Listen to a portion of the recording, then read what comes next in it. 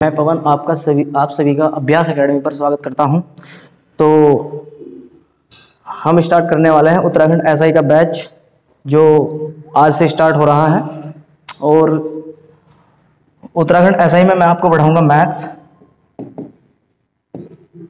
और मैथ्स का ये सिलेबस जो है वो आपके सामने रखा हुआ है, जिसमें आपको 75 क्वेश्चन जो आएंगे 75 क्वेश्चन जो आएंगे वो आपको मैथ्स के आपको दिखाई देंगे। 50 क्वेश्चन की आपको रीजनिंग दिखाई देगी।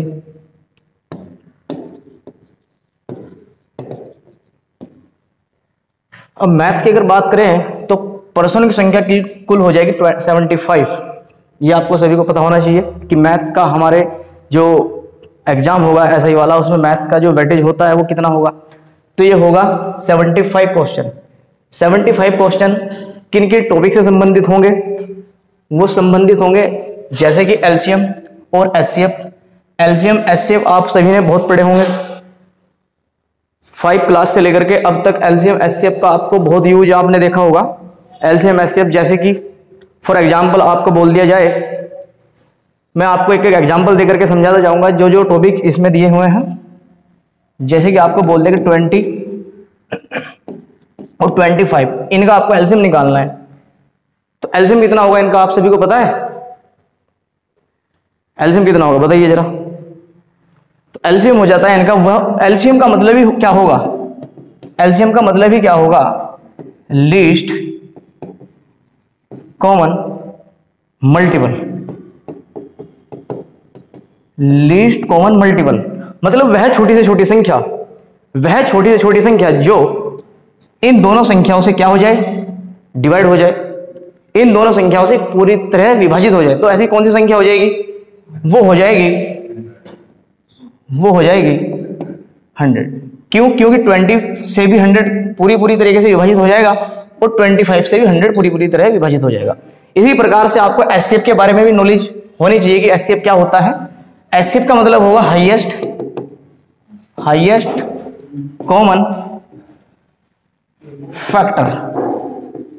हाईएस्ट कॉमन फैक्टर, तो जो हाईएस्ट कॉमन फैक्टर जो होगा इससे भी आपको लगभग 2 से 3 क्वेश्चन एलसीएम और एचसीएफ के लगभग आपको 2 से 3 क्वेश्चन आपको उत्तराखंड एसआई के एग्जाम में देखने को मिलेंगे। जैसे कि एचसीएफ हाईएस्ट क्या होता है भैया? हाईएस्ट उच्चतम, हाईएस्ट कॉमन फैक्टर मतलब वह बड़ी से बड़ी संख्या, वह बड़ी से बड़ी संख्या। अगर हम इन दोनों संख्याओं को लेते हैं तो वह बड़ी से बड़ी संख्या जो इन दोनों को क्या कर दे? डिवाइड कर देती है। तो वो संख्या कौन सी होगी? 5 हो जाएगी। तो वही इसका क्या हो जाएगा? एचसीएफ हो जाएगा। तो जब हम बैच स्टार्ट करेंगे तो आपको बिल्कुल सीक्वेंस से आपको टॉपिक वाइज आपको ये चीजें पढ़ाई जाएगी। फिर उसके बाद घातांक और करनी आती है। घातांक और करनी, घातांक और करनी आप सभी को पता होना चाहिए घातांक क्या होती है और करनी क्या होती है मेरे भाई। तो घातांक से कितने बच्चे परिचित है? घातांक बताइए, आप बताएंगे घातांक क्या होती है? घात में बताता हूं। घात क्या होती है? जैसे कि मान लो आपको कोई संख्या रख दी यहां पर x के ऊपर आपको 3 पावर कर दी, 5 पावर कर दी, 7 पावर कर दी, 8 पावर कर दी, वो क्या हो जाएगी? उसकी घात हो जाएगी। अगर हम बात करते हैं करनी, करनी आपने सुना होगा कि कभी कभार आपको ऐसे लिखा हुआ मिल गया, इसको मिटा देते हैं।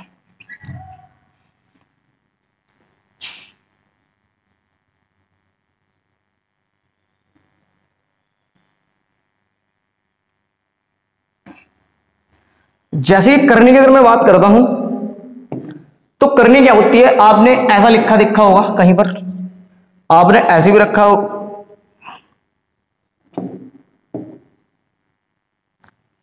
आपने ऐसे भी देखा होगा कहीं पर, ऐसे 4 हो गया, ऐसे 8 हो गया, तो ये करनी हो जाती है। तो इनके बारे में भी आपको बिल्कुल 0 लेवल से आपको बताया जाएगा जब आपका स्टार्ट हो जाएगा बैच। इसी प्रकार से द्विघात समीकरण आप सभी को पता होगा कि द्विघात समीकरण क्या होती है। क्या होती है द्विघात समीकरण? तो वो आपको हम बताएंगे कि द्विघात समीकरण कैसी होती है और किस तरीके का उसका वो होता है। देखो द्विघात समीकरण जो होगी इससे भी संबंधित आपको लगभग 3 से 4 क्वेश्चन आपको रखे हुए मिलेंगे। 2 से 3 क्वेश्चन तो आपको रखे हुए मिलने हैं प्रॉपरली। तो द्विघात समीकरण जो होती है, जिस इक्वेशन में किसी वेरिएबल की जो पावर जो होगी वो 2 होती है, उसको हम बोलते हैं द्विघात समीकरण। जैसे कि ax² plus bx plus c। तो ये एक द्विघात समीकरण का एक प्रारूप है, एक प्रकार से देखा जाए तो इस तरीके, इस रूप में ही आपको द्विघात समीकरण आपको मिलेगी। यहां पर पावर आपको दिख रही होगी 2, इस 2 की वजह से ही इसको हम द्विघात समीकरण कहते हैं। फॉर एग्जाम्पल, जैसे कि हमने बोल दिया 2x² plus 3x minus c, तो ये हमारी, या माइनस इसके जगह हम कोई भी संख्या ले सकते हैं, इसकी जगह हमने ले लिया 4, तो ये हमारी क्या हो जाएगी, ये हो जाएगी द्विघात समीकरण, या बोल देते हैं इसको क्वाड्रेटिक इक्वेशन। समझ रहे हो आप। उसके बाद संख्याओं पर आधारित प्रश्न, संख्याओं पर आधारित प्रश्न से भी लगभग आपको 2 से 3 क्वेश्चन या 2 क्वेश्चन आपको रखे हुए मिलेंगे। जैसे कि संख्याओं पर आधारित क्वेश्चन का मतलब होगा कि मान लो कि कोई संख्या थी a और b, उसमें आपने 2 ऐड कर दिया और वो संख्या कुछ 3/4 या कुछ ऐसी बन गई, तो फिर पूछेगा आपसे कि आप बताएंगे कि ये संख्या कौन सी थी। ऐसे क्वेश्चन भी आपको लगभग 1 या 2 मिलेंगे रखे हुए। फिर उसके बाद एक घड़ियां से संबंधित क्वेश्चन आते हैं, घड़ी से क्वेश्चन आते हैं, जैसे कि एंगल पूछ लेगा, वो एंगल से संबंधित क्वेश्चन आएंगे, या फिर वो पूछ लेगा कि अगर वाटर इमेज, एक रीजनिंग का टॉपिक भी है ये आपको रीजनिंग में भी देखने को मिलेगा और ये आपको जो है मैथ्स में भी देखने को मिलेगा। ठीक है। उसके बाद औसत, एवरेज के लगभग 3 क्वेश्चन आपको देखने को मिलेंगे मेरे भाई, 3 क्वेश्चन। एवरेज जब आपको पढ़ाएंगे तो एवरेज भी देखना आप, बहुत ही अच्छा टॉपिक है, बहुत ही अच्छे क्वेश्चन यहां से बनते हैं और बहुत सरल क्वेश्चन, मतलब आप आराम से कर दोगे, अगर आप पढ़ोगे, अच्छे से पढ़ोगे तो आप कर दोगे क्वेश्चन। उसके बाद अनुपात समानुपात में आपको पता ही होगा, जैसे कि a अनुपात b आपको दे दिया 2:3 और b अनुपात c दे दिया आपको 4:5, तो आपसे पूछ रहा है कि a अनुपात b अनुपात c क्या होगा। तो ऐसे क्वेश्चन भी आपको देखने के मिलेंगे।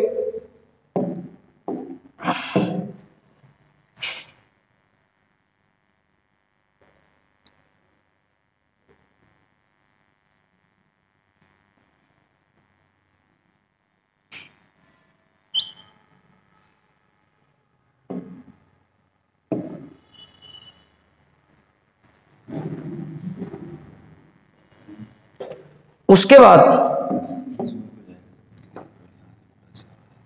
Okay sir, thank you. उसके बाद देखते हैं हम समय और दूरी के इतने अच्छे क्वेश्चन आपको देखने को मिलेंगे। अगर आपने कभी पहले पढ़ी हो समय और दूरी, तो समय और दूरी में आपको पता होगा एक फॉर्मूला होता है, समय बराबर दूरी बटे चाल, समय बराबर दूरी बटे चाल। आपको ये फॉर्मूला याद होता है, ये फॉर्मूला आपको याद होगा, आपने पढ़ा होगा कभी, लेकिन हम जब इस टॉपिक को कराएंगे तो आपको इस फॉर्मूले की कोई आवश्यकता नहीं होगी। हम बिल्कुल सिंपल और साधारण तरीके से आपको क्वेश्चन कराएंगे, ट्रिक से क्वेश्चन कराएंगे, जो आपको आपका टाइम बचा सके क्वेश्चन पेपर में।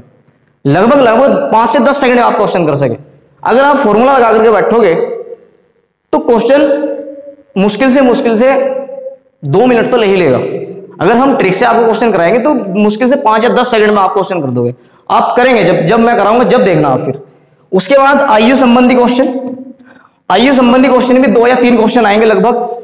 आयु संबंधी क्वेश्चन जैसे कि बोल दिया जाता है कि भाई ए और बी, इनकी जो आयु का अनुपात था, ये अनुपात का भी, ये जो आयु के जो क्वेश्चन बनेंगे मेरे भाई, ये लगभग ये जो अनुपात वाला टॉपिक है इससे संबंधित होंगे कुछ।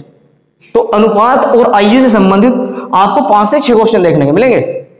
उसके बाद प्रतिशत, ये प्रतिशत जो है, इस प्रतिशत चैप्टर को तो आप बिल्कुल इतने अच्छे तरीके से पढ़ना पड़ेगा। इस परसेंटेज चैप्टर को आपको इतने अच्छे से पढ़ना पड़ेगा, क्योंकि भाई इस परसेंटेज पर ही आपका ये जो औसत चैप्टर है, ये भी इसमें क्वेश्चन बन सकते हैं। अनुपात समानुपात में भी आपको परसेंटेज से क्वेश्चन बनेंगे। समय दूरी में भी आपको परसेंटेज से क्वेश्चन बनते हैं। जैसे कि बोल देता है एग्जामिनर कि एक बंदा है जो अपनी स्पीड अगर 20% अधिक कर ले, तो तब वो उस दूरी को, जो निश्चित दूरी तय कर रहा था, उसको तय करने में वो 20 मिनट कम समय लेता है। तो परसेंटेज का आप कोई सा भी चैप्टर, कोई सा भी आप टॉपिक उठा करके देखोगे तो वहां पर आपको परसेंटेज का यूज मिलेगा ही मिलेगा। तो इसलिए परसेंटेज जो टॉपिक है वो बहुत ही इंपॉर्टेंट है। और हम जब आपको पढ़ाएंगे तो सबसे पहले ही हम आपको परसेंटेज पढ़ाएंगे। ठीक है। तो परसेंटेज वाली क्लास आप बिल्कुल भी मिस मत करियो। इसी प्रकार से लाभ और हानि टोटली परसेंटेज पर बेसिस है भाई। लाभ कितने परसेंट लाभ हुआ, 20%, 25%, 30%, 20, मतलब ऐसे जो परसेंटेज की जो वैल्यू जो आपको देखने को मिलेगी वो आपको लाभ हानि में भी देखने को मिलेगी।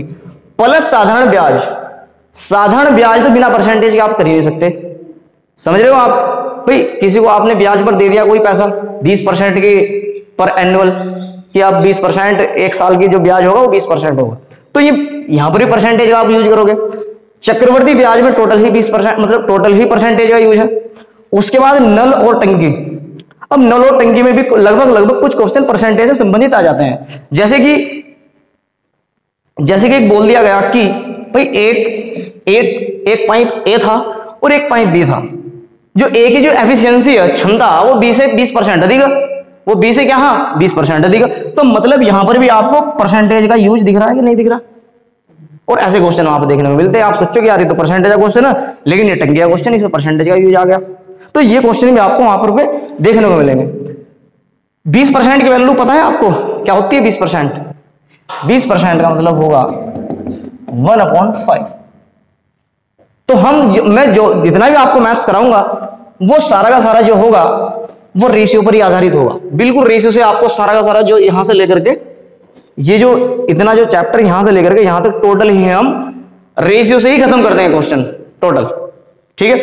जैसे कि ये बोल दिया कि भाई ए की जो एफिशिएंसी जो है वो 20 से 20% अधिक है, तो मतलब ए अधिक है किससे? 20 है, तो मतलब ये तो 5 होना चाहिए था और ये ए क्या हो गया? 6 हो गया। तो इस तरीके से आपको क्वेश्चन देखने को मिलेंगे। उसके बाद एक ये नाव और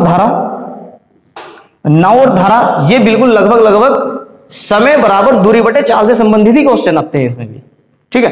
तो जब आप ये अच्छे से पढ़ लोगे, कौन सा वाला चैप्टर, समय और दूरी, तो तब आप ये भी आसानी से कर लोगे, क्योंकि इसमें भी टाइम स्पीड डिस्टेंस का ही आपको फॉर्मूले और जो है जो मतलब फंडे जो यूज होंगे वो सारे के सारे यही यूज होंगे इसमें। उसके बाद मिश्रण और पृथक्करण, मिक्सचर और एलिगेशन जिसको हम बोल देते हैं।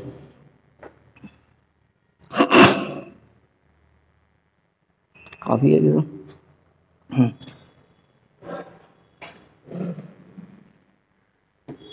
मिक्सचर और एलिगेशन में आपको पता होगा, जैसे कि भाई ए और बी दो प्रकार के कोई मिश्रण थे, या कोई दो प्रकार के कोई मतलब एक में आपको पानी डाल दिया गया और एक में एसिड डाल दिया गया, उनको दोनों को इकट्ठा कर दिया गया, फिर उनको अलग कर दिया गया। तो ऐसे ऐसे क्वेश्चन आपको देखने को मिलेंगे, ठीक है। उसके बाद में समय और कार्य, टाइम एंड वर्क, ये बहुत इंपॉर्टेंट है भाई। इस टाइम एंड वर्क को आपको इतने अच्छे से करके जाना है, इसका एक भी क्वेश्चन नहीं छोड़ना चाहिए आपसे। तो टाइम एंड वर्क की अगर मैं बात करूं तो टाइम एंड वर्क में लगभग कुछ ऐसे क्वेश्चन आएंगे, जैसे कि ए कोई था, वो किसी काम को भाई 10 दिन में कर रहा था, बी किसी काम को 20 दिन में कर रहा था, अगर दोनों मिलकर के काम करें तो कितने दिन में करेंगे। तो ऐसे क्वेश्चन भी बहुत ही इजी, ये तो बहुत इजी टाइप का क्वेश्चन है, लेकिन इससे भी बहुत लेवल हम एक जो टॉपिक होगा, जैसे कि मान लो हमने टाइम एंड वर्क लिया, और टाइम एंड वर्क से हम लगभग 10 प्रकार के क्वेश्चन कराएंगे। जितने प्रकार के क्वेश्चन पेपर में आ रखे हैं, उत्तराखंड एसआई का जो हम प्रीवियस पेपर उठा करके देखेंगे, और वहां पर जितने भी टाइप के क्वेश्चन पेपर उसमें आए हैं, क्वेश्चन जितने भी आए हैं, वे सारे के सारे टाइप हम आपको कराएंगे। मतलब आपके 75 में से 75 क्वेश्चन दिलवाने की जिम्मेदारी हमारी है, ठीक है भाई। आप अपने आप को विश्वास रखो, थोड़ा सा विश्वास हमारे पर रखो, हम दिलवाएंगे आपको 75 क्वेश्चन आपके करेक्ट जाएंगे बिल्कुल, अगर आप अच्छे से पढ़ेंगे और ध्यान से पढ़ेंगे तो। उसके बाद ऊंचाई और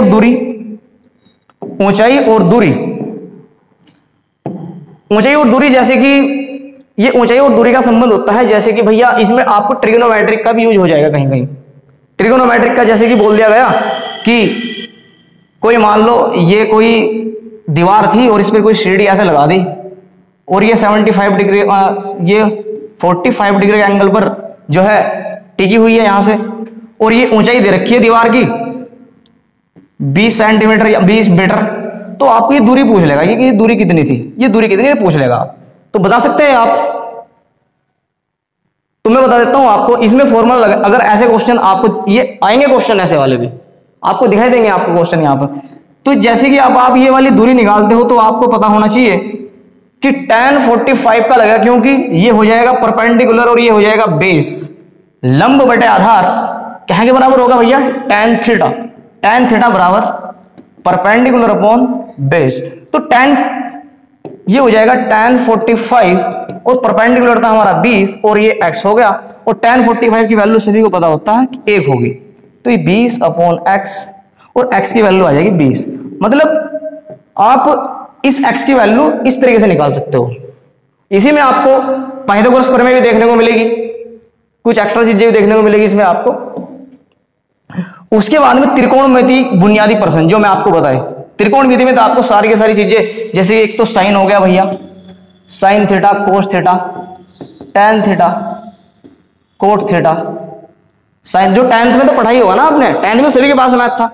और 8वां जो चैप्टर था उसमें टोटल ट्रिगोनोमेट्री भरी हुई थी, त्रिकोणमिति। तो कोट थीटा, सेक थीटा और कोसेक थीटा। तो ये चीजें आपको जितने भी इनके फॉर्मूले हैं सारे के सारे आपको याद होने चाहिए। जैसे कि sine square theta plus cos square theta बराबर 1 होता है, 1 प्लस टैन स्क्वायर थीटा बराबर सेक स्क्वायर थीटा होगा, 1 प्लस कोसेक स्क्वायर थीटा नहीं 1 plus coat square theta equal cosec square theta. बस ये 3 फॉर्मूले आपको याद करने हैं, इनसे बाहर आपको कोई कुछ नहीं, क्योंकि 10th के लेवल का ही आपको मैथ देखने को मिलेगा पेपर में। ठीक है, उसके बाद आपको देखने को मिलेगा मेरे भाई इंपोर्टेंट जो टॉपिक क्षेत्रमिति और क्षेत्रफल, जिसको हम बोलते हैं जियोमेट्री। जियोमेट्री ये बहुत इंपॉर्टेंट टॉपिक है। इसमें मैं बता रहा हूं आपको, ये इतना इंपॉर्टेंट टॉपिक है, ये आपको सिलेक्शन दिलाएगा। क्योंकि कुछ बच्चे क्या काम करते हैं, जो अब तक जिन्होंने उत्तराखंड की तैयारी करी है और उत्तराखंड की तैयारी करने के बाद में डायरेक्टली मैथ्स आ गया भाई उत्तराखंड दरोगे के पेपर में, तो अब तक तो उन्होंने उत्तराखंड ही पढ़ा होगा, उत्तराखंड जीएस हिंदी, बस ये चीजें पढ़ी होगी। और उत्तराखंड जीएस के बलूते कोई भी दरोगा में सिलेक्शन नहीं ले सकता, चाहे वो कोई भी हो, उसको मैथ्स और रीजनिंग पढ़ना ही पड़ेगा। और मैथ्स और रीजनिंग में भी आपको क्या काम करना है, आपको क्षेत्रमिति और क्षेत्रफल, इसके लगभग इस टॉपिक के देखो कितने टॉपिक आ रहे हैं इसमें, त्रिभुज, आयत, वर्ग, समांतर चतुर्भुज, समचतुर्भुज, समलंब और वृत्त। ये इतना बड़ा टॉपिक है, इसमें से लगभग 5 से 6 क्वेश्चन ना आ जाए मेरे भाई, 6 से 7 क्वेश्चन, 6 से 7 क्वेश्चन आपको देखने को मिलेंगे इसमें। ठीक है, क्योंकि इसमें टॉपिक देखो, एक क्वेश्चन अगर वो त्रिभुज से देगा, एक आयत से देगा, या वर्ग से देगा, या फिर समलंब से देगा। तो समलंब पता होगा, समलंब इस प्रकार का होता है जिसमें दो जो क्या होगी में पैरेलल होती है। ठीक है, तो ये चीजें भी आपको उसमें ये अच्छे से पढ़ेंगे और तुम भी इसमें मेहनत करना, क्योंकि ये भी भाई बहुत इंपॉर्टेंट टॉपिक है। आयतन ये हो जाएगा मेंसुरेशन, ये हो जाएगा मेंसुरेशन। अब मेंसुरेशन में आपको जो 3D आकृति आपको दिखाई देगी, 3 डायमेंशन, वो आपको मेंसुरेशन में दिखाई देती है। जैसे कि आपको आयतन, किस का आयतन आपको याद होना चाहिए, एक तो घन, घनाभ, बेलन और गोला। तो गोले का आयतन पता है किसी को कितना होता है भाई, गोले का आयतन बताएंगे आपने पढ़ा होगा 9th क्लास में था, लगभग 13वां चैप्टर होगा 9th क्लास में, 13वां चैप्टर, उसमें आपको ये 3D आकृति आपको देखने को मिली होगी। तो गोले का आयतन जो होगा वो 4/3 पाई आर के क्यूब होता है। इसी प्रकार से अगर आप बेलन के आयतन की अगर मैं बात करता हूं, तो बेलन का जो हो जाएगा, बेलन का आयतन बताएंगे आप, पता नहीं आपको, मैं बताता हूं। बेलन का जो आयतन होगा वो हो जाएगा pi r square h, pi r square h. इसी प्रकार से आपको यहां पर शंकु तो दिया ही नहीं हुआ है इन्होंने, भाई शंकु तो इन्होंने दे नहीं रखा, क्योंकि एक शंकु भी होता है, आपने देखी होगी किस प्रकार की आकृति होती है शंकु की, इस प्रकार की। तो शंकु हमारे सिलेबस में नहीं है, फिर भी अगर उसने एग्जाम में दे भी दिया अगर, तो आपको इसके फॉर्मूले याद कर लेना है। जैसे कि शंकु का अगर वही क्षेत्रफल की बात करते हैं तो पाई आर एल होता है, और इसकी जो आयतन होगा वो 1/3 पाई आर स्क्वायर एच, और इसकी जो ये अगर टीएस से टोटल सरफेस एरिया अगर पूछ रहा है वो, तो pi r into l plus r. तो ये फॉर्मूले आपको अच्छे से याद होने चाहिए भाई, तभी देखो आप ऐसा ही बनोगे।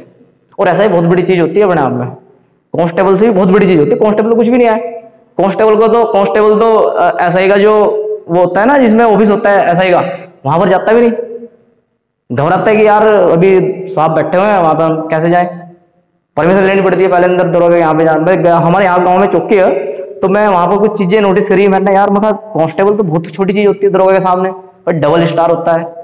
तो उसके जो केबिन जो होता है उसका, उसमें मतलब वो बिना इजाजत के जाते भी नहीं है, और अगर दरोगा जी सो भी रहे हैं ना तो सोते को उठाते भी नहीं।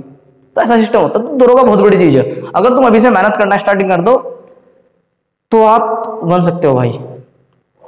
आप में से ही कांस्टेबल बने होंगे यहाँ से इस क्षेत्र में से, और आप में से दरोगा भी बने होंगे कभी पहले 2015-16 में अगर वैकेंसी आई होगी, और ये आपके पास में बहुत ही अच्छी अपॉर्चुनिटी है। अगर आप अच्छे से मेहनत करोगे, अच्छे से आप तरीके से अगर आप पढ़ाई करोगे तो भैया आप दरोगा बन जाओगे, कोई बड़ी बात नहीं है। उत्तराखंड में आप कंपटीशन करोगे, उत्तराखंड में इतना बड़ा कंपटीशन नहीं है, ठीक है। अगर मैथ्स पे आपने भाई देखो, हिंदी जीएस तो सभी कर लेंगे वहां पे, क्योंकि अब तक हिंदी जीएस ही पढ़ रहे हैं बच्चे, लेकिन जो मैथ्स और रीजनिंग का जो सिस्टम है भाई, मैथ्स और रीजनिंग ही आपको सिलेक्शन दिलाएगा, क्योंकि मैथ रीजनिंग के बिना दरोगा में सिलेक्शन लेना बहुत ही मुश्किल है, ठीक है। तो इसी के बाद में आपको ये हो गया, घनाभ हो गया, घन हो गया। घन पता है तुम्हें कैसा होता है? घन मैं बता रहा हूं, देखो ये घन होगा भैया, इस तरीके से आपने देखा होगा, इस तरीके का घन होता है। इसका क्षेत्रफल जो होगा 6a स्क्वायर, 6a², और इसका जो वॉल्यूम जो होता है वो होगा इसका a के क्यूब। तो ये फॉर्मूले याद करने हैं। वो क्वेश्चन ज्यादा से ज्यादा क्या पूछेगा वो, कि भैया हमारे पास में एक घन था, उसकी जो साइड थी तो वो 5 सेंटीमीटर थी, आप उसका एरिया बताइए, तो बताओ कितना सिंपल क्वेश्चन। और ये क्वेश्चन आपको एक नंबर देगा। देखो क्या हो जाएगा, 6a², 6 मल्टीप्लाई a की वैल्यू कितनी दे दी इन्होंने, 5, और 5 का स्क्वायर कितना होगा 25, और 25 150 सेंटीमीटर स्क्वायर। तो इस तरीके के बेसिक क्वेश्चन आपको इस टॉपिक से आपको देखने को मिलेंगे, ठीक है बच्चों। उसके बाद प्रायिकता, ये प्रायिकता बहुत इंपॉर्टेंट टॉपिक है भाई। प्रायिकता में क्या होगा, आपने पढ़ा होगा, 10th क्लास में भी पढ़ी होगी प्रायिकता, आपने 9th क्लास में पढ़ी होगी प्रायिकता। जैसे कि कोई पासा है, एग्जाम्पल बता देता हूं मैं आपको भाई। पासा, ये पासा है भाई, यहां पर 1 हो गया, यहां पर 2 हो गया, यहां पर ये 5 दे देता है। इस तरीके के पासे होते हैं, ठीक है। तो बोल देगा कि अगर हमने एक पासा उछाला और उस पे जो एक आने की प्रायिकता बताएंगे, एक आने की प्रायिकता बताइए, उस पे 1 आ गया, मान लो उछाला और उस पे 1 आ गया, तो 1 आने की प्रायिकता बताएंगे क्या होगा, तो कितना होगा मैं बताता हूं आपको। 1 इसमें कितने हैं ये बता दो मुझे, 1 है ना, 1। सारे परिणाम कितने हैं, एक तो वो होगा जो संभव परिणाम है 1, और सारे परिणाम कितने हैं 6, तो 1/6 हो जाएगा ऐसा क्वेश्चन, ठीक है। एक कभी कभार बोल देगा आपको कि कोई सम संख्या की प्रायिकता बताइए क्या होगी, सम संख्या की प्रायिकता। तो सम संख्या क्या क्या होती है पासे में, एक तो 2 होगी, एक 4 होगी, एक 6 होगी, तो टोटल कितनी संख्या होगी पासे में सम 3 तो में हो जो संभव परिणाम हो, और कुल परिणाम कितने हो जाएंगे 6 हो जाएंगे, तो 3/6, तो ये आ जाएगा 1/2। तो इस तरीके के आपको प्रायिकता क्वेश्चन देखने को मिलेगा, जो इजी लगा होगा आपको, इजी है ना, ज्यादा भारी तो नहीं है भाई। उसके बाद में आपको माध्य और बहुलक, ये भी आपको पढ़ना पड़ेगा, ठीक है जी। आज के लिए इतना ही, थैंक यू। Hello sir.